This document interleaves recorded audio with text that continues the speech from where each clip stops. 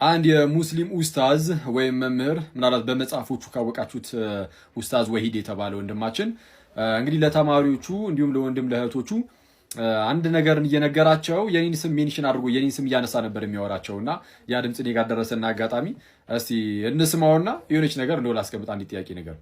ያ ጀማ እንዴት ናችሁ? ሰላም ናችሁ ወይ? ያለው አልሐምዱሊላህ። አብዛኛውን አሁን ቲክቶክ ላይ ያየሁት ነገር ምን እንደሆነ ታውቃላችሁ? ያየሁትና የታዘብኩት ነገር ምንድን ነው?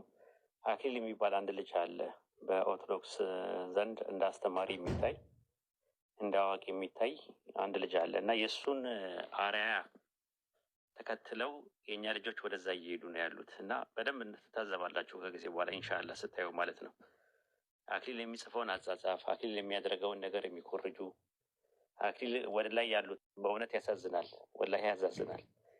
አንድ ሰው አርአያውን መሆን ማድረግ ያለበት ኡስታዞችን ግን ለንጽጽር አንድ ሰው እንዴት አንድ ካፊርን አርአያ ያደርጋል?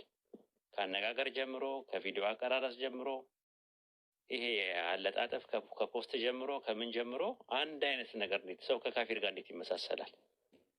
አስቡት። ማለት ምን አይነት እንትን ምን አይነት ጄኔሬሽን ነው? አንድ ሰው ለሰው እኮ ብቻ አይደለም እኮ ማውቀው እኔ አክሊልን ኮፒ ለማድረግ የማይጥር ሰው የለም። ራሱ ምን ያህል ተጽዕኖ ቢያደርግባችሁ ነው?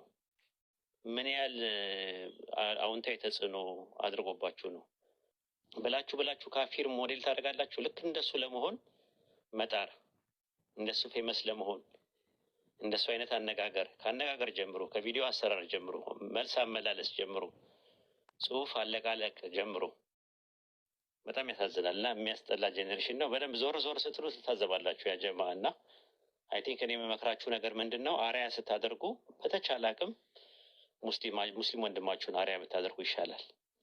ኡስታዝ አባይደርን አርአያ ብታደርጉ ይሻላል። አችን እንዳለው እንግዲህ አርአያችሁን ኡስታዞችን ምናምን ማድረግ ይቻላል። ግን አሁን አነጋገር ምናምን መመሳሰል ወይም ደግሞ ቪዲዮ ሲሰሩ ሲጽፉ ምናምን እንደ አክሊል ቢጽፉ አጻጻፋቸው ምናምን አነጋገራቸው በአንድም በሌላም ይጋባል። እንደዚህ አይነት ነገር ኖርማል ነው። ሚዲያ ላይ አንዴ ከተወጣ ሊሆን ይችላል።